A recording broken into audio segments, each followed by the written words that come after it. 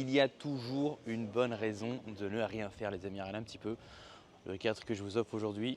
Je suis monté ici juste pour vous montrer.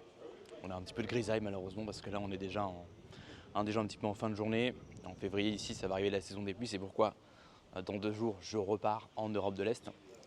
Mais j'en profite quand même pour fumer ce petit cigare. Et du coup faire une petite vidéo mindset. Il y a toujours une bonne raison de ne rien faire, les amis.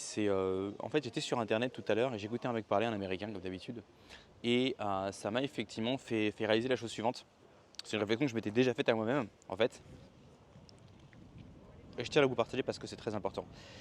Si vous êtes trop jeune, on vous dira que vous êtes trop jeune. Si vous êtes trop vieux, on vous dira que vous êtes trop vieux. Si vous avez un job, on vous dira de vous concentrer sur votre job. Si vous n'avez pas de job, on vous dira de trouver un job. Si vous avez une famille, on vous dira de passer du temps avec votre famille. Et si vous n'avez pas de famille, on vous dira d'en fonder une.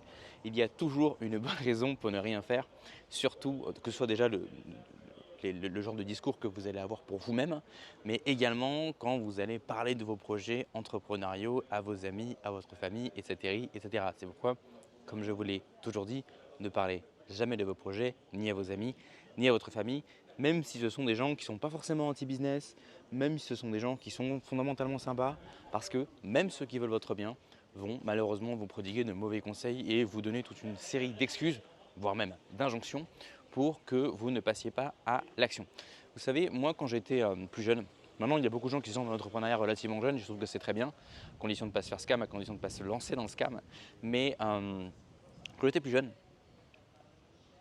j'avais toujours cette sensation que quoi que je fasse en fait, quel que soit le truc que je voulais lancer, j'étais trop jeune. J'avais pas cette crédibilité, j'avais pas cette légitimité.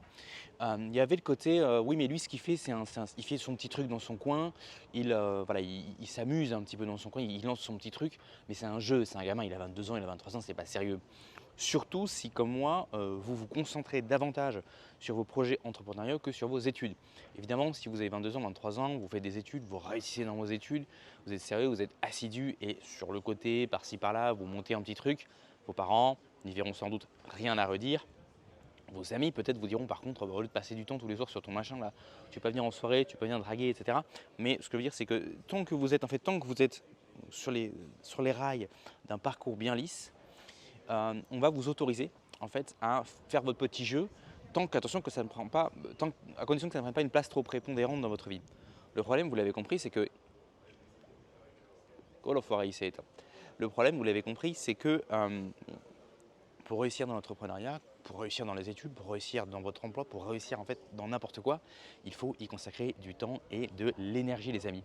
Et en parlant de ça, c'est le moment d'aller chercher en description tes petits goodies. Tu as les 10 erreurs fatales de l'expatrié et 5 clés pour se lancer sur Airbnb sans argent. Tout ce que tu vas faire, c'est cliquer en description, t'inscrire à la newsletter. Ensuite, tu vas voir dans les articles, il y a un article qui commencer ici. Et c'est l'article qui est featured. Tu as au début de l'article les 2 liens pour télécharger gratuitement ces 2 petits guides, les 10 erreurs fatales de l'expatrié et 5 clés pour se lancer sur Airbnb. Aussitôt tu appliqueras ces petits conseils, aussitôt tu pourras gagner de l'oseille et quitter le shithole France. On se retrouve tout de suite. Donc ça va être relativement rare en fait de trouver un gamin de 22 ans, de 23 ans qui a en même temps le temps de passer du temps avec ses amis, en même temps le temps de passer du temps avec sa copine, en même temps le temps de bosser pour réussir ses études, en même temps du temps peut-être pour passer du temps, revenir en vacances, voir sa famille et en même temps suffisamment de temps pour se lancer dans l'entrepreneuriat. En sachant que gardez toujours en tête, quand vous vous lancez dans une niche rentable, vous n'êtes jamais le seul les amis. Il y a toujours d'autres concurrents, d'autres sociétés qui sont déjà là et qui ne sont peut-être pas des gamins de 22 ans qui jouent dans leur chambre. C'est peut-être en concurrence avec des gens effectivement qui ont des vrais budgets marketing, qui ont des équipes, etc. Alors le fait d'être un petit acteur peut vous donner un avantage sur des gens qui sont plus gros mais qui ont du coup la lenteur de l'éléphant. Vous savez que le jet ski est plus rapide que il est plus petit mais il est aussi beaucoup plus rapide que le paquebot. Donc il ne faut pas vous laisser décourager par ça.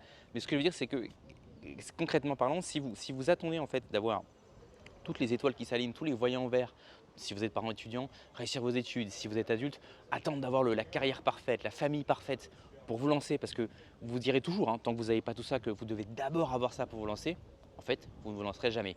Ou alors, vous vous lancerez, mais réalistiquement, ce sera 2 ou 3 heures de travail par semaine. Comme ça, vous êtes sûr que vous allez foirer. Tout le monde autour de vous sera très content de voir que finalement, ils avaient raison de ne pas trop vous encourager là-dedans, parce que ça n'a pas marché. Je prends un exemple très simple. J'ai pris l'exemple de l'étudiant. Donc le type est étudiant, le type veut se lancer dans un truc, il commence à bosser très sérieusement là-dessus, il commence à effectivement essayer de faire des partenariats, ça commence à lui prendre beaucoup de temps et automatiquement ça lui prend tout son focus, ça lui prend tout son temps, ça lui prend toute son énergie. Et ce qui va se passer, c'est qu'il va avoir tendance malheureusement peut-être à laisser ses études un petit peu de côté ou alors à faire le minimum, juste à essayer d'avoir la moyenne, juste à essayer de passer. Mais même si son produit commence à décoller, imaginez vous lancez un SaaS, vous lancez une boutique de drop, vous lancez quoi que ce soit, un service ou un produit en ligne, ça commence à prendre. Vous avez 22, 23 ans, 25 ans, vous faites des études en parallèle, vous avez commencé un stage, un job, c'est un truc qui n'est pas très prometteur, c'est une voie un peu classique de CDI qui vous ennuie au possible. Et votre produit sur le côté, votre truc d'entrepreneuriat, ça commence à marcher, automatiquement vous allez être les bouchées doubles dans l'entrepreneuriat, vous allez négliger un peu sur le côté. Qu'est-ce qui va se passer? Toutes les personnes, donc déjà toutes les personnes qui ne vous aiment pas, qui veulent que vous échouiez, vont effectivement souhaiter de tout leur cœur que vous échouiez. Mais même les gens en fait qui vous apprécient, vos familles, vos amis, vont se dire oh là là, attention, il est en train de mettre trop de se perdre, de se disperser dans cette histoire dans cette espèce de perte de temps là, ce hobby là, ce jeu là, cette espèce de truc qu'il fait sur le côté là, c'est toutes ces heures qui passent sur cet écran. Et puis il sacrifie ses études, il ne prend plus ses études au sérieux et donc ils vont tout faire en fait pour, ou bien ils vont activement vous décourager, vous dire arrête, tu perds du temps, ça ne marchera jamais, ou bien ils vont, et généralement c'est le cas, ils vont subtilement vous décourager en vous disant mais t'es sûr, mais ceci, mais cela, en créant du doute, en disant mais attention, mais ne néglige pas tes études, tu sais, ça c'est quelque chose comme ça de temporaire, d'éphémère, ça peut marcher aujourd'hui, demain ça ne marche plus. C'est d'avoir un diplôme, quelque chose de plus sérieux, quelque chose de plus vraiment une assise qui puisse te permettre après d'avoir une carrière crédible. Ils vont directement vous envoyer un message très clair qui est qu'en fait votre truc c'est un jeu, c'est pas sérieux. Ça c'est si vous êtes jeune, si vous êtes étudiant, mais ne vous y trompez pas, voilà l'expression. C'est exactement la même chose qui se passe quand vous aurez 35 ans ou 40 ans. Vous avez 35 ans, vous avez 40 ans, mais encore une fois, est-ce que vous avez une carrière brillante? Est-ce que vous avez une carrière toute tracée? Est-ce que vous êtes dans un milieu où effectivement, il y a, voilà, je parle d'une carrière, je ne parle pas d'un mec qui a fait un bon coup ou qui a juste eu un bon job parce qu'il a la chance. Type qui est avocat, un truc qui est médecin, un truc qui est posé. Si vous avez une carrière qui est vraiment brillante et que vous réussissez réellement dans une carrière classique, eh bien, les chances sont que cette carrière vous prend beaucoup de temps. Quelles sont les chances que pour qu'un avocat qui soit bien installé, qui soit dans une bonne firme, qui gagne bien sa vie, qui travaille pour un gros cabinet, ait en même temps le temps de s'occuper de sa famille et de ses enfants, et en même temps le temps de monter un business sur le côté? Vous l'avez compris, il n'y a aucune chance que ce type de scénario arrive. Or, si vous avez 30 ans, 35 ans et que vous faites une belle carrière, et que vous voulez monter un business, vous allez devoir mettre en risque votre carrière. Ou bien, vous allez devoir sacrifier du temps passé avec votre famille. Ou bien, pour ceux d'entre vous qui n'avaient peut-être pas la chance d'avoir une famille, je ne vous jette pas la pierre parce que je sais qu'en France, c'est pas toujours facile de trouver une femme de qualité, etc. Mais ben alors à ce moment-là, tout simplement, les gens qui vous aiment, qui veulent votre bien, qu'est-ce qu'ils vont vous dire? Ils vont vous dire écoute, tu travailles déjà beaucoup pour ta carrière, tu es sûr que c'est raisonnable en plus quand tu rentres chez toi le soir de passer 4 heures, 5 heures sur ce business, sur développer cette activité de consulting, développer cette activité de freelance, développer cette agence, tu es sûr que c'est sérieux? Tu gagnes suffisamment bien ta vie, tu es déjà bien avec ta carrière. Ce qui sera important pour toi maintenant, c'est quand même de chercher à trouver une femme, de chercher comment à trouver une famille. Oui, il va y avoir cette, comment dirais-je, cette recommandation qui est toujours en fait de ne pas monter le business. Alors, peut-être que c'est un bon conseil. Peut-être qu'effectivement, moi, si j'avais 35 ans, une bonne carrière et que j'étais posé et que je gagnais bien ma vie et que j'avais le choix entre, en plus de ma carrière lucrative, monter un business ou bien fonder une famille, je choisirais de fonder une famille parce que je considère que c'est quelque chose quand même d'extrêmement important. Et comme je suis déjà bien, j'ai déjà de l'argent, je ne vais pas sacrifier quelque chose d'ultra important pour quelque chose d'accessoire. D'accord? Mais prenons l'exemple maintenant d'un type, lui, qui n'a pas une carrière brillante. C'est un mec voilà, qui vit un peu au jour le jour, qui change souvent de job. C'est un type c'est un électron libre, c'est quelqu'un de libre, effectivement, un électron libre, qui aime changer, qui aime tester, qui aime innover, qui aime créer. C'est un entrepreneur dans l'âme. Et lui, pour le coup, il a une famille. Et puis, il a un job, effectivement, qui lui rapporte convenablement. Alors, on va me dire, mais alors, c'est le type qui a potentiellement la meilleure situation, finalement, puisqu'il vit correctement, il a un job correct, il a une famille, il passe du temps avec sa famille, il a une bonne qualité de vie. Et il a en plus quelques heures supplémentaires qu'il désire allouer pour la création de son entreprise pour bosser sur son business. Et bien vous allez voir que les gens bien intentionnés, bien évidemment, qui vous entourent et à qui vous allez parler de ce business, contrairement à ce que je vous recommande de ne jamais en parler, qu'est-ce qu'ils vont vous dire? Ils vont vous dire pareil, c'est exactement la même chose que pour le mec qui fait des études. Attention, tu sais, tu passes de plus en plus de temps sur ton business, est-ce que tu es sûr que ça n'a pas handicapé ton travail? Est-ce que ces heures que tu passes cette énergie, ce focus que tu mets dans ton business ne vont pas justement être au détriment de ton travail. Ce serait difficile que tu le perdes. Ça, tu as un bon travail, mais tu as eu de la chance, tu as eu du mal à le trouver, ce travail-là. Tu n'as peut-être pas un super diplôme pour trouver un autre facilement. Peut-être que tu devrais effectivement te calmer un petit peu sur cette espèce de jeu, là, cette perte de temps, ce hobby hein, que tu fais sur le côté. C'est très bien, oui, 2-3 heures par semaine, 2-3 heures par mois. Effectivement, essayer de monter un business, c'est très bien. Mais enfin, attention, il ne faudrait pas que ça soit au détriment de ton emploi ou de ta famille. Et encore une fois, vous avez, c'est encore une fois une excuse pour ne pas monter de boîte. Alors finalement, le seul gars à qui ces gens-là donneraient leur aval, hein, ce serait le gars, comme j'ai dit, qui a une famille, qui passe du temps en famille, qui en plus a une superbe carrière, de bons revenus, qui est bien assis financièrement.